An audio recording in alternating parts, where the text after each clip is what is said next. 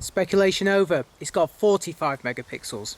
Yep, 45 megapixels now confirmed, and for those who want the too long, didn't watch version, it costs $3,900 or £4,200 for the body alone. It doesn't have any cooling fans, and it goes on sale at the end of July 2020. But do stick around because I've got loads to show you in this video. I'm Gordon from Camera Labs, and after months of teasing, Canon has finally unveiled the complete specifications of its full-frame EOS R5 mirrorless camera, and they even let me try one out in person for this hands-on first looks review. As a pre-production model, I'm not allowed to share photos or movies from it yet, but in this video I will demonstrate the built-in stabilization and focusing in action, show you around the controls, ports, slots and menus, confirm and quash innumerable rumours, and compare its size, weight and features to a bunch of rivals. There's tons of information here, and remember, it's all based on actually having used the camera in person, as well as having extensive briefings with Canon. So sit back and enjoy my hands-on first looks on one of the most highly anticipated cameras in a very long time.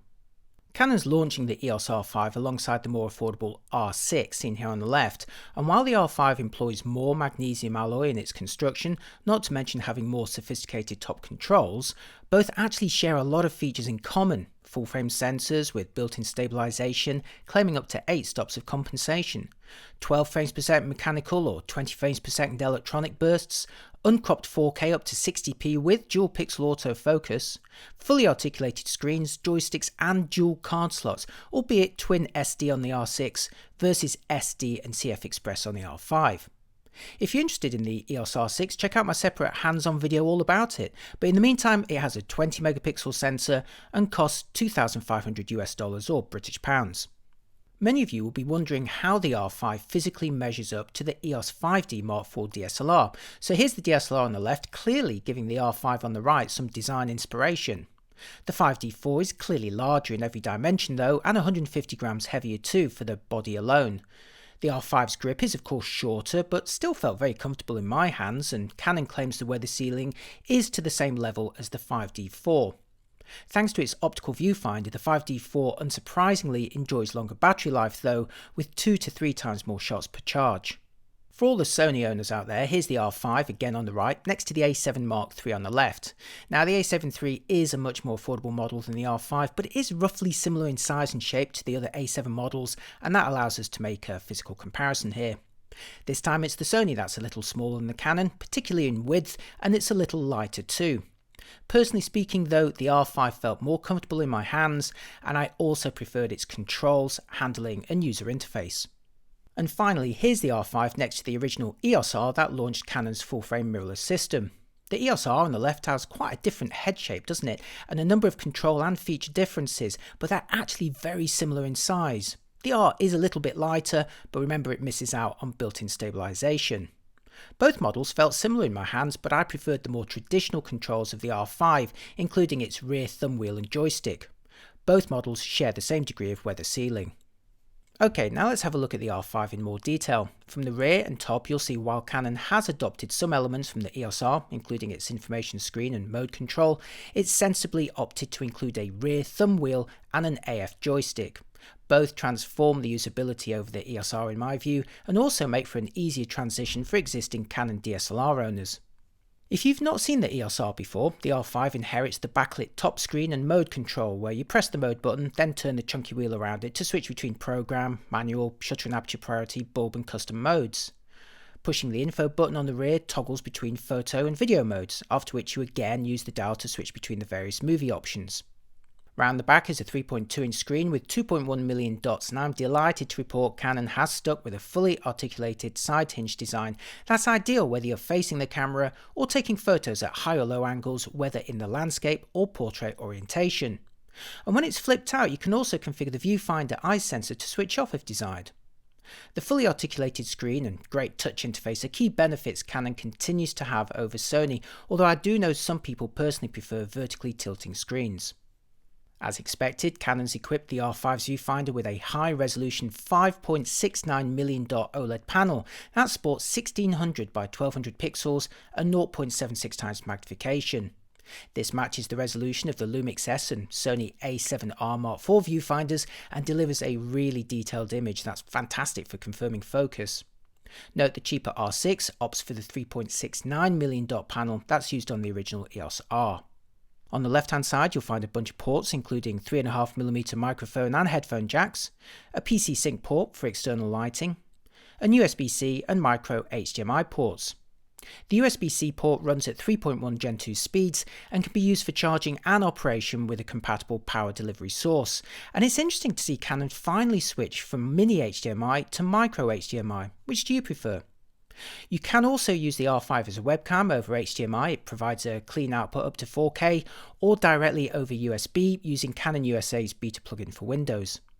From the front you'll notice another flap to the lower right of the lens mount which hides the N3 type remote port, while on the opposite side is a new custom function button. The R5 also features 2.4 and 5 GHz Wi-Fi, whereas the R6 is 2.4 GHz only. Both the EOS R5 and R6 have learned from the mistake of the original EOS R and now offer twin memory card slots. On the R5 there's a UHS 2 SD slot and a Type B CF Express slot. CF Express is necessary if you're filming 8K in RAW or 4K at 120p and also allows the longest burst speeds, but SD memory cards can be used for everything else, apparently including 8K and 4K 60p, although both of those will need to be set to IPB compression if you're recording onto an SD card.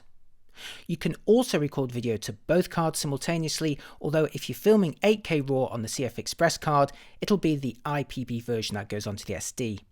Canon's developed a new LP-E6NH battery pack for the EOS R5 and R6 that's the same physical size as the earlier LP-E6N pack, but with around 15% longer life. Canon's claiming 490 shots with the screen, or 320 if you're using the viewfinder.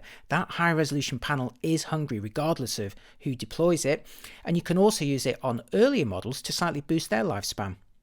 The R6 squeezes a handful more shots per charge, but Sony takes a decisive lead for mirrorless cameras here, with the A7R4 claiming 670 shots with the screen, or 530 with the viewfinder, which shares the same resolution as the R5, but maybe drives it a bit differently.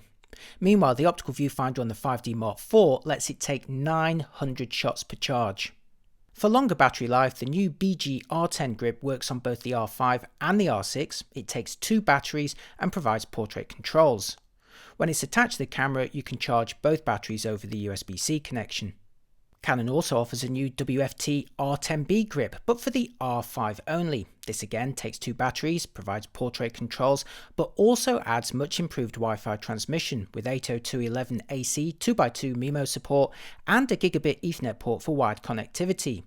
This grip brings the R5 closer to the networking capabilities of the flagship 1DX Mark III. Okay, now onto the full frame sensor, now confirmed to have 45 megapixels, a resolution chosen to allow 8K video capture in the DCI shape without any cropping, and also easy scaling down to 4K and 1080p. In photo terms, it may be numerically lower than the 50 megapixel 5DS and 5DSR, but Canon explained to me the use of a new low-pass filter actually allows the R5 to slightly out-resolve those models, even the 5DSR, which had a filter-cancelling optical path. As a quick aside, you'll notice the shutter curtains close when powered down, like the EOS R, but unlike the RP and most other mirrorless cameras, which leave their sensors visible. On the R5 and R6 you can now choose whether the shutter is left open or closed at power off. When closed it keeps dust from the sensor, but remember the shutter curtains are actually more delicate and easy to damage than the sensor with its protective filter, so you choose. In terms of pure photo resolution in the 35mm format though, Sony's A7R Mark IV remains comfortably ahead with its 61 megapixel sensor. This captures images with 9504 by 6336 pixels versus 8192 by 5464 on the R5, and both the Sony and the Lumix S1R enjoy additional pixel shifting modes to further boost the resolution or reduce color artifacts, and that kind of capability is not yet available on the Canon. I really hope that they can add this with a firmware update. I will be directly comparing the resolution and the dynamic range of all these cameras in my final review. In the R5's quality menus, you can choose to record any combination of JPEG and RAW files, with compressed RAW also available. As first seen on the 1DX Mark III, you can also enable HDR-PQ to switch JPEG to the 10-bit HIF format if preferred, and I've got a separate video all about how Canon implements HIF if you're interested. New to the R5 is portrait lighting, found under dual pixel RAW processing in playback. This allows you to actually simulate the position of a lighting source on RAW files after the event, and here you can see it being used to lighten my face from below the shadow cast originally by my hat. As you push the lighting around using the touchscreen, you can see the position of the digital simulated light in the upper left hand corner and a live preview applied to the actual image, and you can of course then save this as a JPEG when you're done. I'll be testing this lots more in my final review, but in the meantime it looks a lot more useful than the minor perspective shifts the 5D4 allowed on dual pixel RAW processing. Both the R5 and R6 are fast shooters, able to fire off long bursts at 12 frames per second using the mechanical shutter, slightly faster than the A7R Mark IV's 10 frames per second, and here's how it sounds. Apologies for the windy conditions. The buffer depends on the format and the card type, but Canon quotes 350 JPEG or 180 RAW images when you're using a CF Express card. There's also silent shooting with an electronic shutter up to 20 frames per second with autofocus, although I can't comment on rolling shutter yet. The R5 and R6 become Canon's first interchangeable lens cameras with built-in sensor shift stabilization, or IBIS for short, and the company is making ambitious claims with up to 8 stops of compensation depending on the lens. It automatically works alongside optical stabilization on RF and EF lenses with IS, but don't assume these models will always deliver superior results than unstabilized lenses. The unstabilized RF 50mm 1.2 supports 7 stops of compensation, while the RF 28-70 f2 claims the maximum 8, both due to their imaging circles. To illustrate the effect of IBIS on an unstabilized lens, I recorded the HDMI output of a pre-production R5 fitted with the RF 50mm f1.2. First, here's the view without any stabilization, where my handheld wobbles are quite apparent. Then in the menu I'll enable IS mode, and after returning to the live view, just look at how much more stable it looks. You can also see the servo AF refocusing easily as I move the camera back and forth. Now this is a pre-production body and it may improve further on final models, but I was still very impressed by the IBIS on the R5, and it absolutely transforms the use of unstabilized lenses for both photos and video. Canon's also improved the autofocus capabilities of the R5 and R6 enough to now refer to them as dual pixel AF2. The coverage is 100% across the frame. It'll work down to light levels of -6 EV on the R5 or -6.5 EV on the R6, as long as you give them an f1.2 lens. And here you can get an idea of speed when using the RF 50mm f1.2. Again, this may improve with final models. Face and eye detection have both been improved, with the R5 and R6 able to recognise and track eyes from much further away, as seen in this clip that I filmed with the new RF 85mm f2 lens. Animal eye detection is also available and works with dogs, cats and birds, even birds in flight, which is something I look forward to testing with Brighton seagulls. And now to movies, an area where the R5 takes the lead over all rivals at the time I made this video, at least until Sony confirms the specs of its next models. The headlines are impressive too. When most cameras stop at 4K 30p or only offer 4K 60p with a crop or some other limitation, the R5 gives you uncropped 4K at 60p for half-hour clips, or uncropped 4K 120p for 7.5 minutes. Some cameras allow 4K or 6K RAW over HDMI to an external recorder, but the R5 trumps all of them with 8K RAW up to 30p recorded internally for clips up to around 20 minutes. And I saw and heard no evidence of any vents or fans either. And before you ask, dual pixel autofocus is available in all movie modes from 1080 to 8K. After the long-winded and often confusing menus of the 1DX Mark III, I'm delighted to report Canon's redesigned the movie quality options of the R5 with a surprisingly simple approach, and I'll show you the PAL menus first, followed by the NTSC ones. It's very easy to switch here in the menus. There's 3 rows with resolution and aspect ratio at the top, letting you choose between 8K, 4K and 1080, with 8K and 4K available in the 16:9 UHD or the wider DCI cinema shape.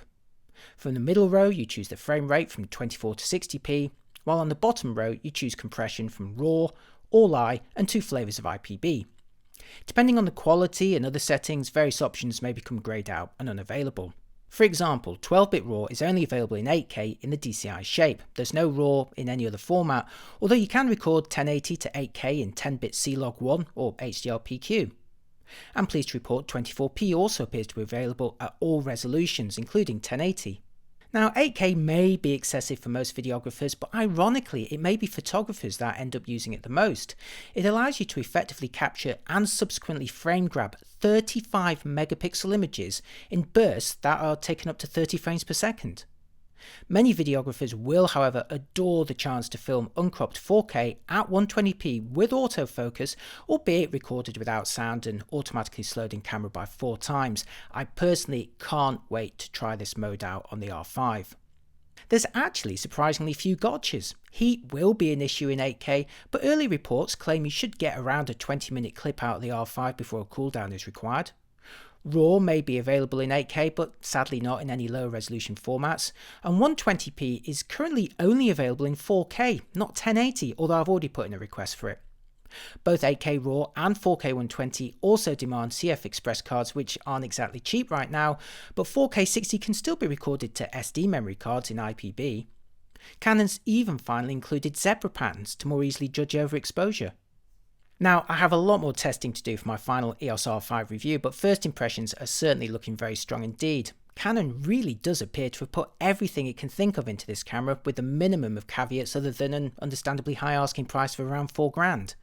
You're getting what Canon claims is its best quality sensors to date: built-in stabilization, 12 and 20 frames per second bursts, 8K RAW, 4K at 120p, a fully articulated touchscreen and high-res viewfinder packed into a body that ticks all the boxes in terms of traditional handling, controls and connectivity. Other than needing to invest in CF Express to exploit the most demanding video modes, along with grabbing yourself a spare battery, there's no major deal breakers here, as long as you can afford it of course. I think Canon's been sensible with its launch price of the R5, which is actually not much more than the 5D Mark IV when it was first announced, but there's no getting away from Sony's A7R Mark IV, which is already cheaper without the inevitable discounts that are bound to follow. Plus, while the video maxes out at 4K 30p on the Sony, that's enough for most people, and crucially it takes high resolution photos and has a longer battery life. Now Canon realises this, which is why it's also made a more affordable version with the EOS R6. That model lacks 8K RAW video, 4K 120 and drops the resolution to 20 megapixels in order to meet a price of around $2,500. Now this becomes a tempting option for a much broader group, although it will now need to compete in an even fiercer mid-range full-frame market that's dominated by cheaper models like Sony's A7 Mark III. There's also the fact that Sony hasn't announced any new A7 bodies for a while, so who knows what it has on the way. As an all-rounder though, it's hard to think what else Canon could have squeezed into the EOS R5, as it really does seem to do pretty much everything you could want. Apart from a bigger battery, a pixel shift mode, and RAW or 120p video at low resolutions, I can't personally ask for more.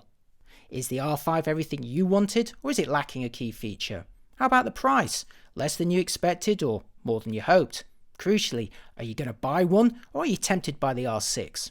Let me know what you think in the comments. Thanks for watching, and I'll see you next time. Oh, and once my final review is ready, you'll find a link to it right here. See you next time. Bye bye.